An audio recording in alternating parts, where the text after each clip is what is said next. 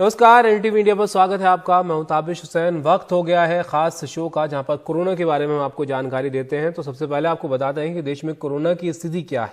देश में कोरोना के जो मामले हैं वो 81 लाख के पार पहुंच चुके हैं और कोरोना से 1,21,000 से ज्यादा लोगों की मौत हो चुकी है। पिछले 24 घंटे की बात करें तो कोरोना के 48,268 नए मामले सामने आए हैं और देश में पिछले 24 घंटे में 551 मरीजों की कोरोना की वजह से मौत हुई है।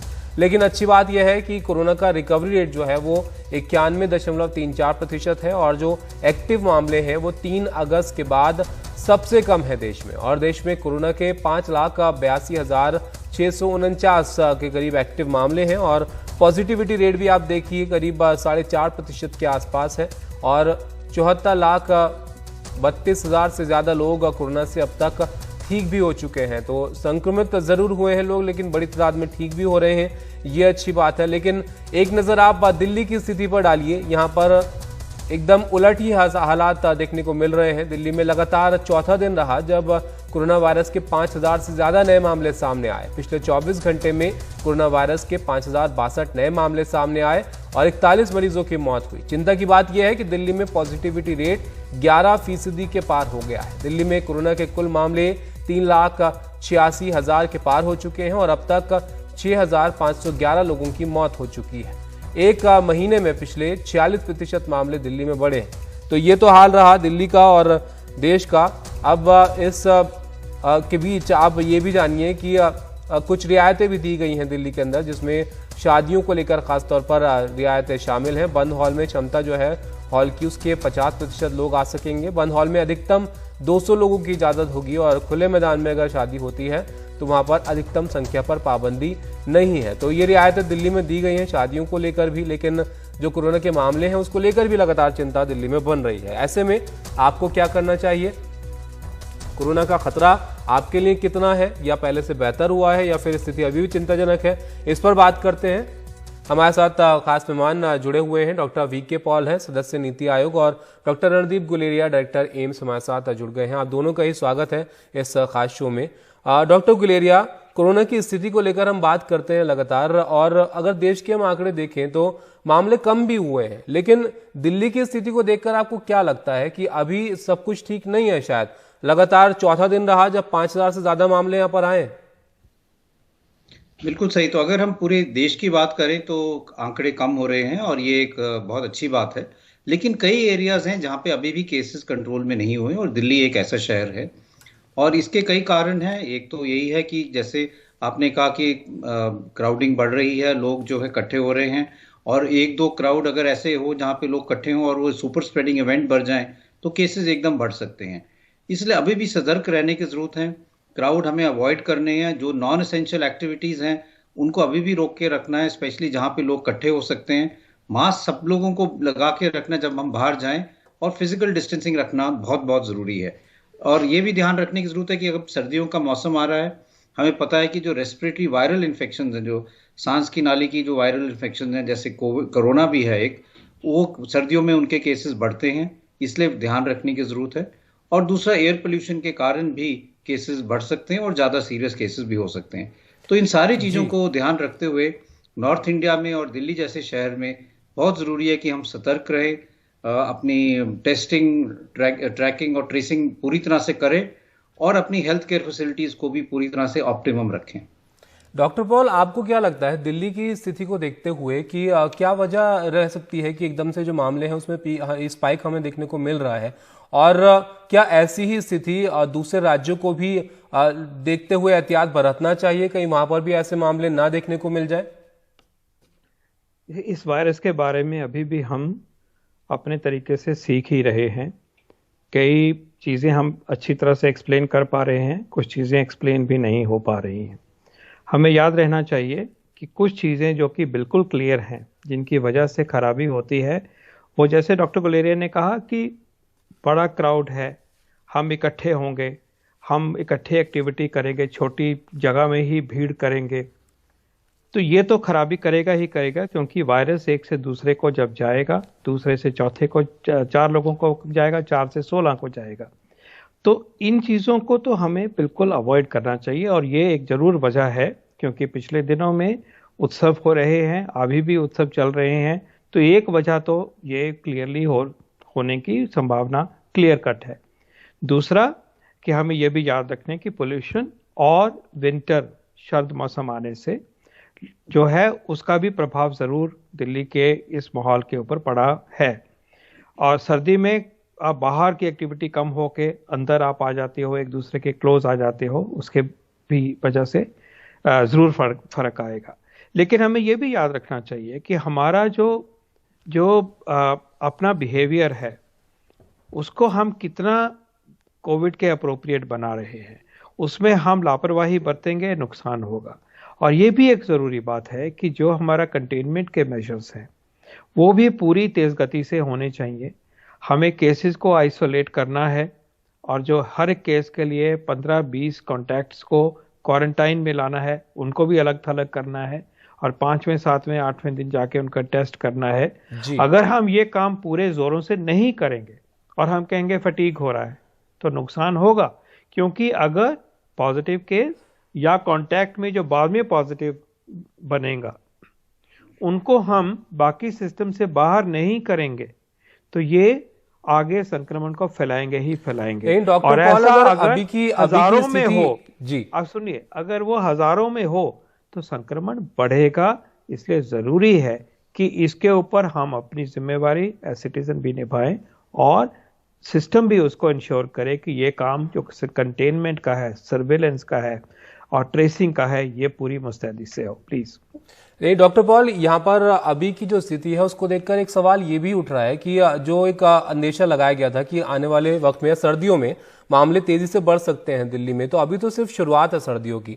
हालांकि दिल्ली का जो मौसम है, आबो हवा है, वो ज्यादा खराब रही है पिछले कुछ सालों में देखा सर्दियों में। तो क्या माना जाए कि आने वाली कुछ महीनों में स्थिति और ज्यादा बिगड़ सकती है इससे?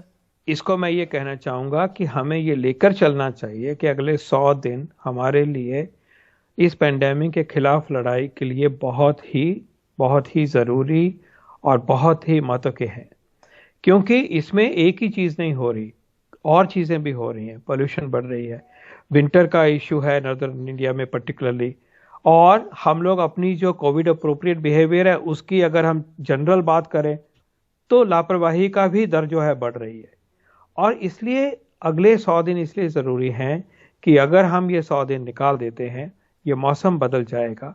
उसके बाद में जो पेंडेमिक है उसको कंट्रोल करने के लिए हमारे पास उम्मीद है कि वैक्सीन भी आ जाएगा, जो कि हम हाई रिस्क ग्रुप्स को देने के लिए संभव कर पाएंगे। लेकिन पक्की बात है कि इस मौसम में रेस्पिरेटरी वायरस का तेज जो है और जो उसकी क्षमता नुकसान करने की है वो बढ़ती है। हमें ये मान के चलना चाहिए। और लेकिन ये भी साथ याद रहे कि बाकी देश में क्योंकि सिचुएशन बेटर हुई है, अगर हम मेहनत करेंगे तो हफ्ते 10 दिन में हम भी यहाँ बदलाव दिखा सकते हैं। लेकिन अगर हम भीड़ क्रिएट करेंगे, इकट्ठ में जाएंगे, वायरस को मौका देंगे कि वो भी हमारी पार्टियों में एक दूसरे से के तरफ बढ़े, तो बहुत नुकसान हो सकता है। इसलिए ये वरी के महीने हैं 3 अगले, और हमें पूरी ही तरह से चौकन्ना रहना है, सिस्टम को भी, इंडिविजुअल्स को भी, परिवारों को भी, और हम सबको एज सिटीजन्स भी। सो डॉक्टर गुलेरिया, आप भी इत्तेफाक रखते हैं डॉक्टर पॉल से कि आने वाले 3 महीने में जो स्थिति है उस पर खासतौर पर नजर लोगों को रखनी होगी, क्योंकि जो पूरे देश में अगर थोड़े हालात बेहतर हमें लग रहे थे कि 90,000 से ऊपर हम देख कर आए हैं, तो अभी थोड़े कम मामले सामने आ रहे हैं, वो फिर से एक बार खराब हो सकते हैं अगर यहाँ पर आपने और लापरवाही दिखाई तो। बिल्कुल, और इसके लिए हमारे पास एग्जाम्पल्स भी हैं। अगर हम 2 चीजें देखें, अगर हम यूरोप का उदाहरण लें या यूएस का उदाहरण लें, तो जहां पर भी उन्होंने थोड़ी लापरवाही की, जहां पे उन्होंने मास्क लगाना बंद कर दिया या जहां पे फिजिकल डिस्टेंसिंग नहीं की, वहां पर इस मौसम में एकदम केसेस बढ़ने शुरू हुए और एक नया पीक आने लगा, जैसे हम यूरोप में भी देख रहे हैं, यूएस में भी देख रहे हैं। लेकिन अगर हम और देशों की बात करें, जैसे साउथ ईस्ट एशिया के देश हैं, ताइवान है, वियतनाम है, साउथ कोरिया है, जहां पे उन्होंने अभी तक भी फिजिकल डिस्टेंसिंग, सब लोगों ने मास्क लगाया है, पूरी तरह से वो अपना ध्यान रखते हैं, वहां पे अभी भी केसेस इतने नहीं बढ़े हैं और वहां पे जो केसेस हैं वो कम होते जा रहे हैं। तो अगर हमें उस डायरेक्शन में चलना है कि जो हमारे अभी डाउनवर्ड ट्रेंड है, केसेस कम हो रहे हैं, उसको मेंटेन करना है और हम ये देखें कि एक और पीक ना आए पूरे देश में, तो ये सारे जो मेजर्स हैं जिसकी हम बार बार बात कर रहे हैं वो करना बहुत जरूरी है, क्योंकि ये एक सिटीजन्स की लड़ाई है। हम सबको अपनी रिस्पॉन्सिबिलिटी समझनी चाहिए कि हमें सबको मिलके इस पैंडेमिक को हराना है और सबको अपना उसमें योगदान देना है। इसके साथ साथ हम और काम तो कर ही रहे हैं, जैसे टेस्टिंग ज्यादा हो गई है, कंटेनमेंट जोन्स बन रहे हैं, ट्रैकिंग हो रही है, ट्रेसिंग हो रही है। लेकिन ये सब तभी कामयाब होंगे अगर लोग अपनी रिस्पॉन्सिबिलिटी भी समझेंगे और बाहर जाएंगे तो प्रॉपरली मास्क लगाएंगे, अब फिजिकल डिस्टेंसिंग मेंटेन करेंगे। ये हम सब लोग मानते हैं कि कुछ हद तक कोविड फटीग हो गया है, लोग तंग आ गए हैं, इकोनॉमी पे भी असर पड़ रहा है। लेकिन ये अगले कुछ महीने जो हैं ये बहुत जरूरी है, क्योंकि हम फिर एकदम पैंडेमिक को कंट्रोल कर पाएंगे और हम एक नई वेव को आने से रोक पाएंगे। तो वक्त ज़्यादा ज़रूर हो गया है डॉक्टर गुलेरिया से गुजरते हुए, लेकिन कुछ और महीने हैं जिस पर आपको एहतियात बरतने की ज़रूरत है ताकि स्थिति जो है वो काबू में रहे और जल्दी हम इससे उबर पाएं। डॉक्टर पॉल और डॉक्टर गुलेरिया हमारे साथ बने हुए हैं। एक छोटे से ब्रेक के लिए यहाँ पर रुकते हैं, ब्रेक के बाद चर्चा जारी रहेगी।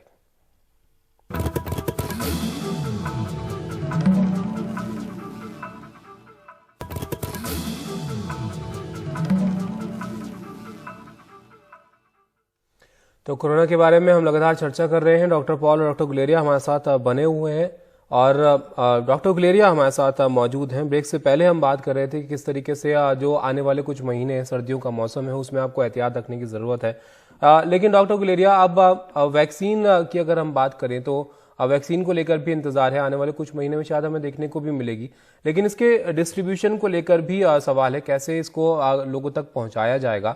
इसके लिए अब स्टेट से भी तैयारी करने के लिए कहा गया है सेंटर की तरफ से, तो उसको लेकर आपको क्या लगता है, क्या इंतजाम की जरूरत है और अभी हम कितना तैयार हैं? तो इसकी तो तैयारी अब काफी हाई लेवल पे शुरू हो गई है। स्टेट से भी कहा गया है, लिस्टिंग ऑफ प्रायोरिटीज जो हैं, हेल्थ केयर वर्कर्स हों या हाई रिस्क ग्रुप हो, उनकी लिस्ट बन रही है।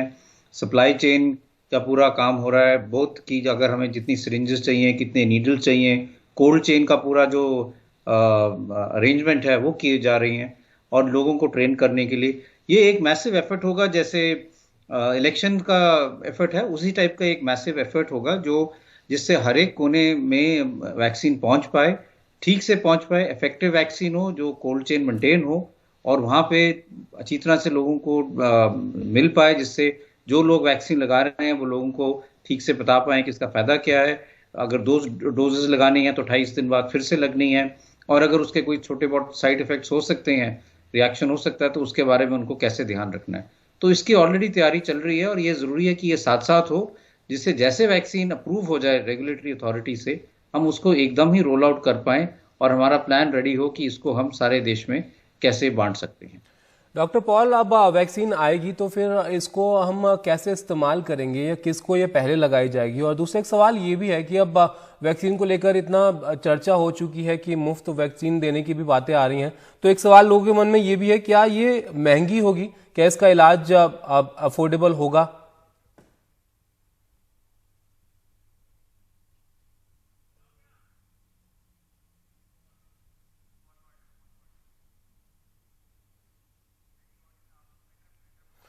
डॉक्टर पॉल, आपकी आवाज हम तक नहीं पहुंच पा रही है, शायद कुछ तकनीकी दिक्कतों की वजह से। चलिए, वो आवाज को ठीक करने की हम कोशिश करते हैं। डॉक्टर गुलेरिया, यही सवाल आपसे भी मैं जानना चाहूंगा, क्या वैक्सीन के इलाज को लेकर भी कुछ आप बता सकते हैं कि जब ये आ जाएगी तो क्या ये एक महंगा इलाज तो नहीं होगा? नहीं, वैक्सीन जो है, जो इसका भारत में प्राइसिंग है वो तो बहुत सस्ती होगी, $1 या $2 की बात है। और उसके अलावा कई जो वर्ग हैं उनके लिए वैक्सीन फ्री भी हो सकती है, वो गवर्नमेंट की डिसीजन है। एक तो ये है कि हम किस ऐसे किनको वैक्सीन फ्री लगाएं, और जो लोग अफोर्ड कर सकते हैं उनसे कितना नॉमिनल रेट ले पाएं, या अगर हमने इसमें प्राइवेट पब्लिक पार्टनरशिप करनी है तो प्राइवेट सेक्टर में भी वैक्सीन किस तरह से क्रॉस सब्सिडाइज हो पाए। इस सारी बातों पे चर्चा हो रही है, पर मेरा यह मानना है कि वैक्सीन ज्यादातर लोगों को आराम से मिल जाएगी, कॉस्ट उसमें एक मेजर इशू नहीं बनेगा।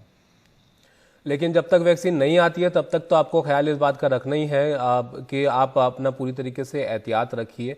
डॉक्टर गुलेरिया, लेकिन वैक्सीन अगर आ भी जाती है तो ये भी लोगों को आप बताइए कि क्या उनको वहां पर जाके एक संतुष्टि मिल जाएगी? चलिए, डॉक्टर पॉल हमारे साथ जुड़ गए हैं। Doctor Paul, Yes, I can hear doctor you. Guleria से अभी हमने ये जाना वैक्सीन के बारे में कि जब वैक्सीन आ जाएगी तो उसका क्या वो महंगी होगी या नहीं होगी, तो उन्होंने बताया कि हाँ ये लोगों तक पहुंचेगी, कोशिश यही है कि जल्द से जल्द पहुंच जाए। लेकिन वैक्सीन आने के बाद क्या कोरोना को आप खत्म होता देखते हैं, या वैक्सीन आ जाएगी तो एक हमें इलाज मिल जाएगा उसका, तो लोगों को इससे छुटकारा मिल जाएगा? जैसे मैं चर्चा कर रहा था कि जब वैक्सीन शुरू में आएगा तो ये लिमिटेड सप्लाईज में ही आएगा, और ये सारे ही दुनिया में यही सिचुएशन होगी। तो जब लिमिटेड सप्लाई में आएगा तो हमें अपना जो ऑब्जेक्टिव है वैक्सीन लगाने का, इम्यूनाइजेशन प्रोग्राम का कोविड के अगेंस्ट, उसको प्रायोरिटाइज करना पड़ता है कि हम ये वैक्सीन किसको लगाएं और इसका क्या ऑब्जेक्टिव है, क्या उद्देश्य है। तो उद्देश्य दो होंगे इस स्टेज पे। एक उद्देश्य तो यो होगा कि उन लोगों को लगाया जाए जिनमें की सीवियर डिजीज और मॉर्टेलिटी की दर बहुत हाई है, जैसे कि पर्टिकुलर उम्र के ऊपर के लोग हैं, 65 के ऊपर के हैं, 60 के ऊपर के हैं, 50 के ऊपर के हैं, और उनमें कोमॉर्बिडिटी है, तो ऐसे ग्रुप को आइडेंटिफाई किया जाए। दूसरा है कि जो हमने अपना हेल्थ सिस्टम चलाना है और पेंडेमिक को कंट्रोल की जो कार्रवाइयां हैं उसको पूरी मुस्तैदी से चलाना है, फ्रंटलाइन वर्कर्स के साथ, कोविड वॉरियर्स के साथ। तो कोशिश ये की जाएगी कि जितना भी स्टॉक पाइल हमें वैक्सीन का मिले उसको इस प्रायोरिटी के ऊपर पहले हम उसको कार्यान्वित करें और दे पाए, तो जरूरत उसके के बाद हिसाब में से इस्तेमाल किया जाएगा वैक्सीन का। डॉक्टर पॉल, आप ये बता रहे हैं, और क्योंकि कई सारी कंपनियां हैं वैक्सीन बनाने वाली, तो कोशिश यही होगी कि जितनी जल्दी लोगों तक पहुंचाया जाए या फिर जितनी जरूरत है उस हिसाब से वैक्सीन को उपलब्ध कराया जाए। बहुत शुक्रिया आप दोनों का हमारे साथ जुड़ने के लिए, अपनी सलाह लोगों को देने के लिए। तो कोरोना को लेकर हालात देश में जरूर थोड़े बेहतर हो रहे हैं, लेकिन आने वाले जो महीने हैं, सर्दी के महीने खासतौर पर, उसमें आपको और ज्यादा एहतियात बरतने की जरूरत है। ये हमारे खास मेहमान यहाँ पर बता रहे थे। फिलहाल इस बुलेटिन में इतना ही। खबरें जारी हैं, आप देखते रहिए NDTV इंडिया। नमस्कार।